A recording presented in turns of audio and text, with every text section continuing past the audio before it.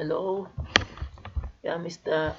Dipao. So, like I was saying, I just want to remind you of the strategy, just to remind you, because the concept is always the same. The most important thing is the money management and the plan, but the strategy is always the same. So, this is what happens.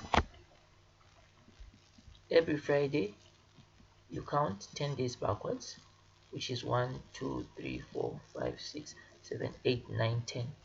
I'm giving an example with USD Canadian dollar. Right? This footing plate, I'll send it to you because I think you still have something similar to this. The only thing we have, the levels are the 100 and the 0. We have the CCI indicator, and I've added the moving average 15 here, down here. Right? So same thing, you mark the highest point, the highest resistance. You create the what? The sell zone. Then you mark the lowest point and the lowest support. You create the buy zone. So coming into Monday, price was already in the buy zone, right? So another extra confirmation is the trend line. If you remember, if it can be drawn, you have to draw it. The trend line can run from the top because the trend was going down, touching this point. So we need price to break above this trend line for the final confirmation, right? That's for the final confirmation. So what we need to do, don't forget the Fibonacci. You run from the lowest point to the highest point, right? And what are we creating? The minor zones, which are 123.6 and 138.2. Now if you look at the price on Monday, it went out of the buy zone, but it didn't reach the minor zone. So what are we waiting for? The price is also oversold. As you can see, the price was where? Coming from 0. Okay, let me just go back to the normal zoom because I was just showing you the minor zones. Okay, we can see this is a Monday. The price crossed here. We can see, right? Another pattern you must pay attention to is that when the price crosses, right, when the moving average cross here,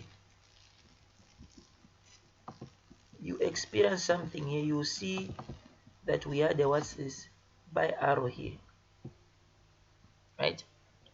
You don't just buy immediately after the cross, saying no, it has crossed, it's in the buy zone. No, I agree. The last confirmation is for when it breaks the trend line, right? So what you do is that you allow it to buy, let it move. Usually what they do is that they don't just move and break immediately. They will take their first move and then they'll go back to test.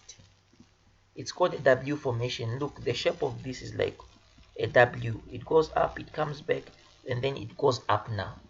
So it's called a W formation. This type of pattern. They will go and they'll come back. It's a very powerful pattern. They'll come back. When now they cross back, like when did they cross back? They crossed back again where? Here. And then we had a buy signal here. This is where I would put my what? My entry. Because it's touching the trend line. It's just about to break. I would put my entry there for what? For a buy. So I could have bought the market way here. I could have bought the market here. Right? And from there the market moved up. Right? And it still went down a bit. It's still moving up. It's likely to come and touch the 61.8 Fibonacci level. This is the first level you look at for closing the trade, because from this level it can bounce back, or if it breaks this level you look at the 50.0. That's the most important level you look at for you to close your trades. So right now you could have been in a buy from here. You could have still been in the trade right now as I'm talking. This is like 62 pips already. So here I'm just showing you the entries, and then I'll show you how to protect yourself. Let's say the trade doesn't go your way, like we cannot always be 100%. What do we do in that case? So this is just a short video. I was trying to show you the strategy which you already know, just to remind you.